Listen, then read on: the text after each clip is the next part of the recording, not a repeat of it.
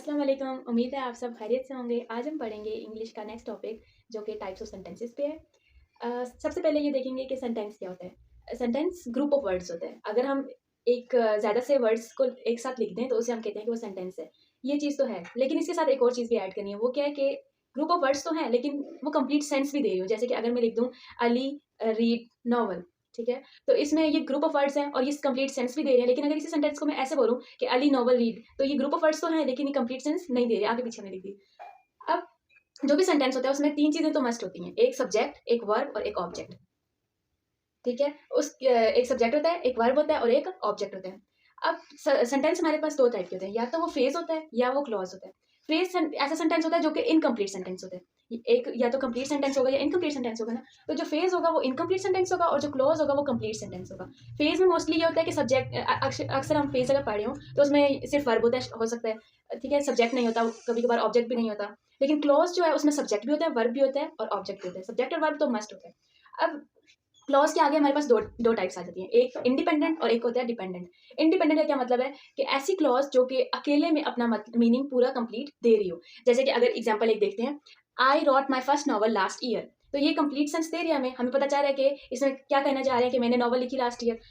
और ये डिपेंडेंट है। डिपेंडेंट के अगर एग्जांपल पढ़ें तो क्या है, after I wrote my first novel last year. अब बात कंप्लीट नहीं हो रही तो क्या हुआ, जब मैंने नॉवल लिखी लास्ट ईयर तो क्या हुआ, नहीं समझ आ रही हमें ना। तो ये क्या हो रहा है कि ये है तो कंप्लीट सेंटेंस, इसमें सब्जेक्ट भी है, वर्ब भी है, ऑब्जेक्ट भी है, लेकिन ये कंप्लीट सेंस नहीं दे रही। इसके साथ हम कुछ और ऐड करेंगे तो फिर ये कंप्लीट सेंस दे देगी। ये नहीं कि ये कभी भी नहीं देगी, अगर इसके साथ कुछ हम ऐड करेंगे तो ये हमें कंप्लीट सेंस देगी। सेम इसको अगर इजी वर्ड्स में याद रखना चाहिए तो इंडिपेंडेंट हम लोग जैसे अपने अपने आप से रिलेट करें तो हम कहते हैं कि जो बंदा बिल्कुल अपने लिए खुद कमा रहा है, अपनी सारी चीज़ें, अपनी हर ज़रूरियात खुद पूरी कर रहा है, तो हम कहते हैं वो तो इंडिपेंडेंट हो गया। और जो डिपेंड कर रहे थे, जैसे हम अपने पेरेंट्स पे डिपेंड करें तो हम ये कहते हैं हम डिपेंड कर रहे हैं। तो इंडिपेंडेंट वो है जो अकेले में अपना मीनिंग दे रहा है और डिपेंडेंट वो है जो कि दूसरी चीज़ पे डिपेंड कर रहा हो अपना मीनिंग देने के लिए। अब इसकी फर्दर जो हम क्योंकि हमने पढ़नी है टाइप्स ऑफ सेंटेंसेस, तो टाइप ऑफ सेंटेंसेस 4 हैं। Simple sentence, compound sentence, complex sentence और compound complex sentence. Simple sentences इसमें क्या होता है कि जिस तरह हमने पढ़ा था कि इंडिपेंडेंट क्लॉज होती है, डिपेंडेंट क्लॉज होती है, तो ये जो जितने भी sentences, simple sentences, compound, complex, ये सारे के सारे जो एक दूसरे से डिफरेंट है वो सिर्फ और सिर्फ क्लॉजेस के बेसिस पे ही हैं। सिंपल सेंटेंस में क्या होता है कि एक इंडिपेंडेंट क्लॉज होती है, सिर्फ एक ही इंडिपेंडेंट क्लॉज होगी। ठीक है? फॉर एग्जाम्पल अगर हमने कहा था कि एक जो क्लॉज होता है उसमें सब्जेक्ट होता है, वर्ब होता है और ऑब्जेक्ट होता है, तो एक इंडिपेंडेंट क्लॉज मीन या तो सिंपल सेंटेंस तब होगा जब सिर्फ सब्जेक्ट, वर्ब और ऑब्जेक्ट, मतलब सिंपल सेंटेंस जो कि हमने पहले सीखा था वो होगा, तो तब भी सिंपल सेंटेंस में आ जाएगा। अगर उसमें दो सब्जेक्ट आ जाते हैं, एक वर्ब और एक ऑब्जेक्ट आ जाता है, तब भी वो सिंपल सेंटेंस होगा। अगर उसमें 2 वर्ब आ जाते हैं, तब भी वो सिंपल होगा। 2 ऑब्जेक्ट आ जाते हैं, तब भी वो सिंपल होगा। सब 2-2 बार आ जाते हैं, सब्जेक्ट 2 दफ़ा, ऑब्जेक्ट 2 दफ़ा, वर्ब 2 दफ़ा, तो फिर भी वो सिंपल सेंटेंस ही होगा। अब नेक्स्ट क्या होता है कि इसके अंदर कोई भी कॉमा नहीं लगाते जब हम कंपाउंड सेंटेंसेस को अलग, कंपाउंड एलिमेंट्स को अलग कर रहे होते हैं। जैसे कि यहाँ पे ये कंपाउंड एलिमेंट हो गया ना, टॉम एंड जैक, तो इन दोनों को हमने अलग किया, दरमियान में हमने एंड तो लगाया लेकिन कॉमा नहीं लगाएंगे। उसके बाद हमने वर्ब, 2 कंपाउंड वर्ब है, इनको अगर हमने किया रीड्स एंड एंजॉय, तो इसमें भी हमने एंड लगाया लेकिन हमने इसको सेपरेट नहीं किया कॉमे से। उसके बाद यहाँ पे भी हमने न्यूज़ एंड नॉवल पढ़े, तो उसमें भी हमने कहा कि कोई कॉमा नहीं लगाएंगे। हमने जब भी सिंपल सेंटेंस को अलग करना होगा तो हमने कॉमा नहीं लगाना, बस हमने कि दरमियान में एंड लगा देना। तो ये क्या है कि Tom and Jack read and enjoy novel and newspaper. Next kind है हमारी कंपाउंड सेंटेंसेस। इसमें क्या होता है कि 2 इंडिपेंडेंट क्लॉजेस जो हैं वो जुड़ी होती हैं कोऑर्डिनेट कंजंक्शन से। कोऑर्डिनेट कंजंक्शन टाइप होती है कंजंक्शन की, आपने पार्ट्स ऑफ स्पीच में पढ़ा होगा। अगर आप लोगों को पार्ट्स ऑफ स्पीच नहीं आते तो कमेंट करें, मैं आपको पार्ट्स ऑफ स्पीच पे भी एक वीडियो बना दूंगी।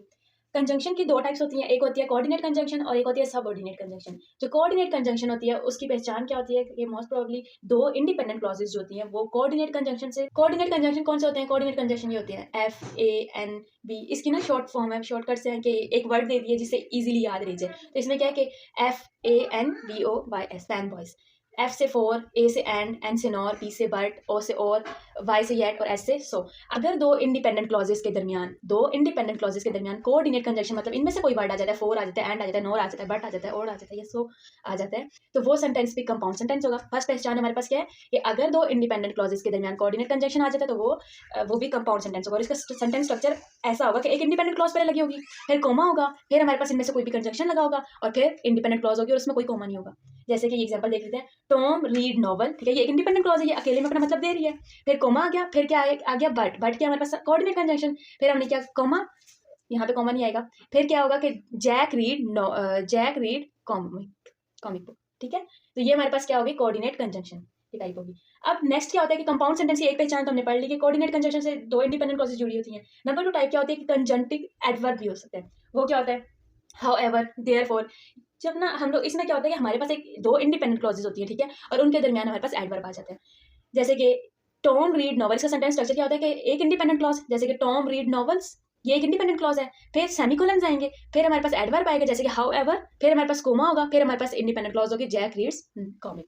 उसके बाद नेक्स्ट के टाइप पहचान ये है कि उन दो इंडिपेंडेंट क्लॉजेस के दरमियान सेमीकोलन आ जाएगा, सिंपल, ठीक है। जैसे Tom read novels, Tom read novel, semicolon, his friend read comic. Next compound complex sentences और कंपाउंड कम्प्लेक्स सेंटेंसेस।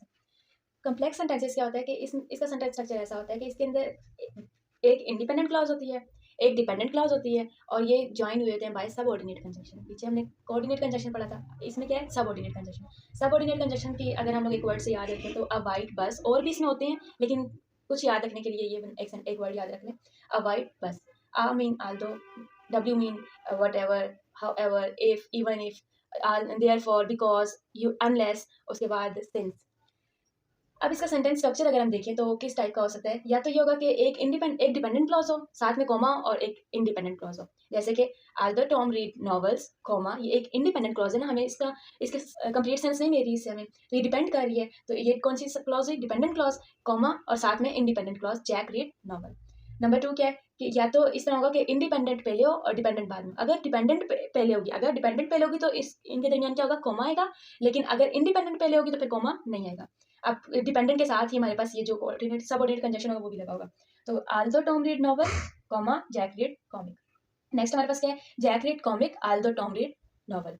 नेक्स्ट हमारे पास क्या टाइप है? Compound complex sentence. इसमें क्या होता है? जिस तरह हमने पहले पढ़ा था कंपाउंड सेंटेंस, फिर हमने पढ़ा कम्प्लेक्स सेंटेंस, तो ये किसका मिक्सचर लग रहा है? कंपाउंड और कम्प्लेक्स का। तो इसमें क्या हो रहा है कि पहले कंपाउंड में क्या होता है कि हमारे पास दो इंडिपेंडेंट क्लॉज थी, और इसमें क्या है कि एक इंडिपेंडेंट और एक डिपेंडेंट है। तो इसमें क्या होता है कि दो इंडिपेंडेंट क्लॉज होती हैं और एक डिपेंडेंट क्लॉज होती है, ठीक है। और ये जो है, अब हमने पहले भी पढ़ा था, तो कंपाउंड सेंटेंसेस हमारे पास कंजंक्शन से जुड़े होते थे या कोमे से जुड़े होते थे। तो और इन जो हमारे पास और कुछ में हमारे पास कुछ भी नहीं था। उसके बाद कम्प्लेक्स सेंटेंस क्या होता है कि कम्प्लेक्स सेंटेंस में हमारे पास सबऑर्डिनेट कंजंक्शन से जुड़ा होता है।